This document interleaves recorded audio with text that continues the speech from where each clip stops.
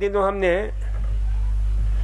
सूर्य चिकित्सा सनबाथ के विषय में चर्चा की थी। सूर्य चिकित्सा के बहुत सारे टेक्निक हैं। सबसे सरल टेक्निक है सीधे सूर्य की किरणों को अपने शरीर पर पड़ने दो। और मैंने बताया था कि जहां जो हमारा सरफेस है शरीर का, कम से कम 50% हिस्सा जो है सूर्य की किरणों की जद में होना चाहिए। और इससे इतना अद्भुत परिणाम आता है, अद्वितीय परिणाम आता है। और सुबह का सूर्य तो अमृत है। मंत्र है एक, उद्यन आदित्यम रश्मि भी शिष्णु रोग अनिन्नसा अंग भेदम आशीषम। तो ये जो है सायो कपालनी शिष्णु हृदयस्य चायो विधु, यह अथर्ववेद का मंत्र है, जिसका अर्थ होता है कि सुबह उगते हुए सूरज की रोशनी में आप जो है ना परिपूर्ण रूप से आच्छादित हो जाते हो, तो शीर संबंधी वेदना, मस्तिष्क के रोग, मस्तिष्क के जितने भी रिलेटेड बीमारियां हैं, चाहे थ्रोम्बोसिस हो, चाहे लकवा हो, चाहे पैरालिसिस हो, चाहे अन्य कोई बीमारी हो, आपके स्मरण शक्ति की कमी हो रही है, इन सब में बहुत ही जबरदस्त लाभ मिलता है। तो इसलिए इसे ध्यान रखो कि इतना ही नहीं, हृदय रोग भी बहुत ही कमाल का प्रभाव पड़ता है, क्योंकि अथर्ववेद का एक दूसरा मंत्र है, बहुत ही शानदार मंत्र है कि भाई वो आपके जिसमें बताया गया है कि सूर्य की किरणों में हम रहते हैं तो कैसे, और सुबह के सूर्य की किरणों की जो व्याख्या की गई है, जो कैसा होता है, आपके कपिला वर्ण का होता है। वो जो रोशनी हुई निकलती है और उसका प्रभाव बहुत ही जबरदस्त होता है। तो इसलिए इसे ध्यान रखो कि भाई सूर्य की किरणें हमारे लिए कितना अद्भुत हैं, अद्वितीय हैं। तो क्योंकि जहां सूर्य की किरणें आपकी त्वचा पर पड़ती हैं, हमने बताया था कि हमारे ठीक त्वचा के ठीक नीचे एक तत्व होता है 7D हाइड्रोकोलेस्ट्रॉल, जो सूर्य की किरणों को ट्रैप कर लेता है, पकड़ लेता है, और एक ऐसा चेन रिएक्शन शुरू होता है विटामिन डी के बनने का, जिससे कोलेकैल्सिफेरॉल विटामिन D3 का निर्माण होता है। और यही सूर्य की किरणें जब प्लांट के ऊपर पड़ता है, पौधों के ऊपर होता है, जब ये पौधों के ऊपर पड़ रहा है तो उन पौधों में भी, वहां पर भी जो है अपूर्व प्रक्रिया शुरू हो जाती है, और अर्गोकैल्सिफेरॉल उसको बोलते हैं विटामिन D2। हमारे जीवित प्राणी के अंदर विटामिन D3 बनता है और पौधों के अंदर विटामिन D2 बनता है। और खास करके जो पत्ते वाली सब्जियां हैं, उनको खाने से, उनको लेने से, विशेष रूप से पालक है, बथुआ है, लेटुस है, मूली का पत्ता बहुत जबरदस्त है, सलगम का पत्ता, ये सारे पत्ते आपकी हड्डियों को मजबूती प्रदान करते हैं। और सूर्यबाथ, सनबाथ। अब सनबाथ कैसे लेना चाहिए ये ध्यान रखो। जहां तक संभव हो सूर्य की किरणों में अपने शरीर का कम से कम 50-60% सूर्य के किरणों से एक्सपोज होना चाहिए, सूर्य सनलाइट से।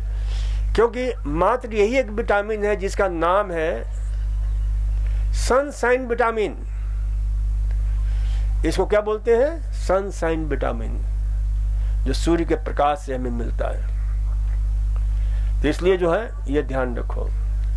खैर जहां भी पड़ता है, आपको थोड़ा सा ही पड़ रहा है, ये जैसे खुला है मेरा, ये हाथ खुला है, अब इसमें जो है सूर्य किरणें पड़ रही हैं, तो प्रक्रिया शुरू हो गई। हमें पता भी नहीं है कि कितनी जबरदस्त प्रक्रिया हमारे शरीर के अंदर शुरू हो गई है, और वह जो है कैसे हमारी हड्डियां, अब यहाँ जितने लोग बैठे हैं ना, उनमें 70-80% लोगों की जो है ना सूर्य का प्रकाश का अभाव है। जितने भी दर्द वाले रोगी हैं, कमर दर्द है, घुटने का दर्द है, जितने भी लोगों के इम्यून सिस्टम कमजोर है, रेजिस्टेंस पावर कमजोर है, रोग से लड़ने की ताकत कमजोर हो गई है, उन सबको जो है इस तत्व की कमी है। क्योंकि ये बहुत जबरदस्त, हमने तरसों बताया था कि भाई देखो महिलाओं में इसकी कमी हो जाती है तो breast cancer, uterus cancer, ovary cancer, cervix cancer, ये सारी बीमारियां शुरू हो जाती हैं। ये सूर्य की किरणों का जो है ना ये प्रोटेक्टिव है, और इस पर रिसर्च हुआ है, 1-2 नहीं कई रिसर्च है। पुरुषों में प्रोस्टेट ग्लैंड का कैंसर, कोलन डक्टल कैंसर। तो इसलिए सूर्य को अपने शरीर पर अच्छी तरह से पड़ने दो, और जब भी लो संभव हो बिल्कुल शरीर को खुले बदन दो तो बहुत अच्छी बात है। महिलाओं को दिक्कत होती है तो महिलाओं को क्या करना चाहिए, ऐसा वस्त्र मलमल की साड़ी जो सूर्य की किरणें अंदर प्रवेश कर सके, सूती कपड़ा, नो सिंथेटिक कपड़ा पहन करके पतला पतला सा जो है, जो सूर्य की किरणों में हमारी त्वचा संपर्क में रहे, और जितना बदन हमारा सीधे सूर्य की किरणों में रहे तो उतना अच्छा है। लेट करके लेना चाहिए, बाएं साइड लेटना चाहिए, दाहिनी साइड लेटना चाहिए, पेट के बल लेटना चाहिए, पीठ के बल लेटना चाहिए, ताकि कोई अंग जो है ना छूटे नहीं। तो ये हमें ध्यान में रखना चाहिए कि भाई इस प्रकार से जो है ना हमें, और जब भी ले धूप स्नान, सूर्य स्नान, तो 2-3 बातों का विशेष ध्यान रखें। अब जैसे मैं बैठा हुआ हूं, हम क्या बैठे हैं तो हम जानते हैं कि सूर्य की किरणों में बैठे रहे हैं, तो कम से कम 1 गिलास पानी पी करके हम आए हैं, ताकि हमारे शरीर से जो डिटॉक्सिफिकेशन की प्रक्रिया शुरू हो जाती है, पसीना निकलता है, उसमें यूरिक एसिड, यूरिया, बहुत सारे ऐसे टॉक्सिक मैटर होते हैं, टॉक्सिन्स होते हैं, और उनको निकालने का माध्यम क्या है, पानी है। तो पसीने के रूप में पानी निकल रहा है खूब जबरदस्त। अब यहां से मैं जाता हूं तो पूरा अंदर भीग जाता है, हर किसी का भीगता होगा पसीने से। यदि बिना पानी पिए आप सूर्य स्नान लोगे तो चक्कर आ सकता है, सिर दर्द हो सकता है। तो पानी पीना अत्यंत अनिवार्य है। कौन कौन मेरी बात सुन रहा है, जरा हाथ उठाना तो मैं बोलूं तो समझूं कि हाँ आप लोग सुन रहे हो। तो ये ध्यान रखा करो कि पानी जरूर पियो सूर्य स्नान लेने के पहले, और उसके बाद आराम से जाकर के संभव हो तो स्नान कर लो। सूर्य स्नान के बाद स्नान जो है ना बहुत आनंद देता है, मस्ती देता है, और फिर उसके बाद अपना रेस्ट करो। तो ये सीधा सा तरीका हुआ।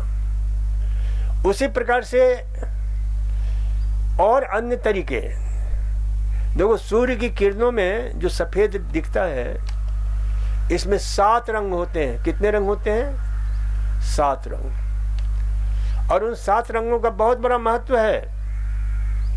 कौन कौन सा रंग होता है? लाल होता है, नारंगी होता है, पीला होता है, हरा होता है, नीला होता है, बैगनी होता है, आसमानी होता है। तो ये बैगनी, आसमानी, तो ये जो है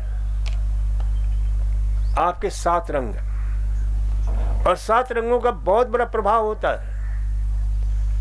जैसे लाल है, ध्यान से सुनो, क्योंकि बहुत अद्भुत बात बताने जा रहा हूं। जैसे मेरे पास आया कि आर्थराइटिस के रोगी,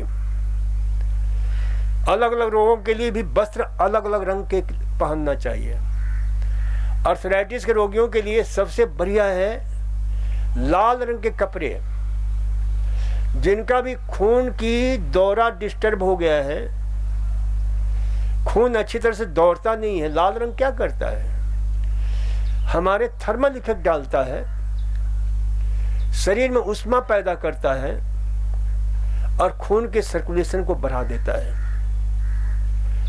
तो जिनके भी आर्थराइटिस के रोगी हैं, पैरालिसिस के रोगी हैं, लाल रंग का कपड़ा उनके लिए बहुत उपयोगी होता है। और एक चीज और ध्यान रखो कि सूर्य स्नान लेते समय सिर पर गीला तौलिया अवश्य रखो। नहीं गीला तौलिया रख सकते हो तो जैसा हो तौलिया रख लो, कम से कम सिर पर गीला तौलिया रखना बहुत जरूरी होता है। तो ये लाल रंग के कपड़े इतनी उत्तेजना पैदा करता है, इतनी ब्लड सर्कुलेशन को बढ़ाता है। वैज्ञानिकों ने खोज किया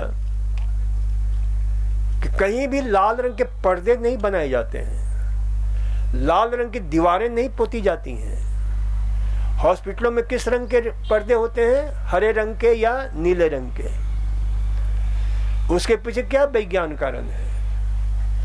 यही कारण है कि लाल रंग के कपड़े में देखा गया, लाल रंग के चश्मे आपको पहना दी जाए, लाल रंग से पोते हुए कमरे में रख दिया जाए, 24 घंटे रखा जाए, तो आपके अंदर इतनी तेजना पैदा हो जाती है, पागलपन पैदा होने लगता है, आदमी चिड़चिड़ा हो सकता है। तो इसलिए ध्यान रखो, लाल रंग जो है सर, इसीलिए लाल रंग का जो है ना, हम पानी भी तैयार नहीं करते हैं, हर रंग का पानी हम तैयार करते हैं, उसको बोलते हैं क्रोमेटिक हाइड्रोथेरेपी।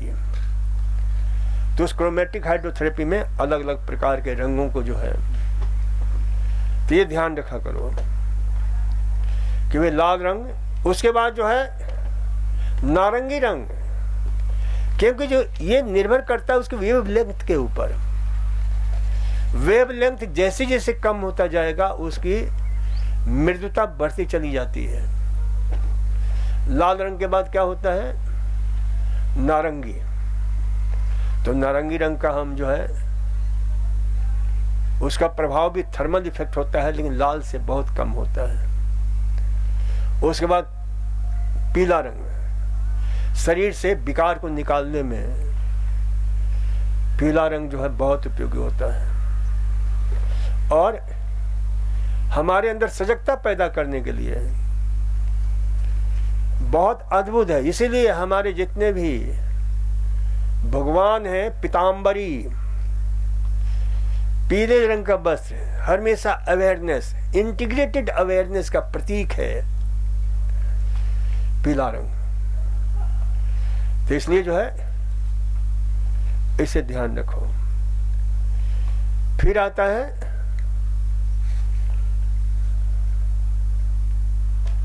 हरा रंग। हरा सम्यकत्व का प्रतीक है, शांति का प्रतीक है। देखते हो लोग घर से दुखी होकर भागते हैं तो कहां भागते हैं, जंगलों की तरफ, क्योंकि जंगलों की हरियाली उन्हें आकर्षित करती है, वो उन्हें शांति प्रदान करती है। यहाँ पर इतनी शांति क्योंकि ये चारों तरफ हरियाली है। तो ये जो है हरितमा शांति का प्रतीक है। देखो कुछ कट्टर बदमाश लोग इस्लाम धर्म को मानते हैं, उसमें से कुछ इतने बदमाश होते हैं कि उसका अर्थ नहीं समझते हैं। सही अर्थ में मैं एक बार पढ़ रहा था कि इस्लाम का अर्थ होता है शांति, और दुनिया में सबसे अशांति फैलाने वाले, पूरे विश्व को जो है सिर पर उठाने वाले ये बदमाश लोग, कि भाई क्योंकि उसका अर्थ ही नहीं समझते, इसलिए उन्होंने अपना झंडा कैसा रखा, हरा रंग का। ये भी पता नहीं कि हरा रंग का झंडा क्यों रखा है मैंने। तो ये जो है हरा क्या है, शांति का प्रतीक है। इसीलिए मैंने कहा कि हॉस्पिटलों में पर्दे होते हैं हरे रंग के, और हमारा जो है झंडा देखिए कैसा है, तिरंगा, एक से बढ़कर एक। ऊपर कैसा है, इन रंगों का बहुत बड़ा महत्व है, बहुत बड़ा महत्व है। केसरिया रंग है। केसरिया क्या है, प्रतीक है। जैसे सूर्योदय होता है तो उसका रंग कैसा होता है, केसरिया रंग होता है।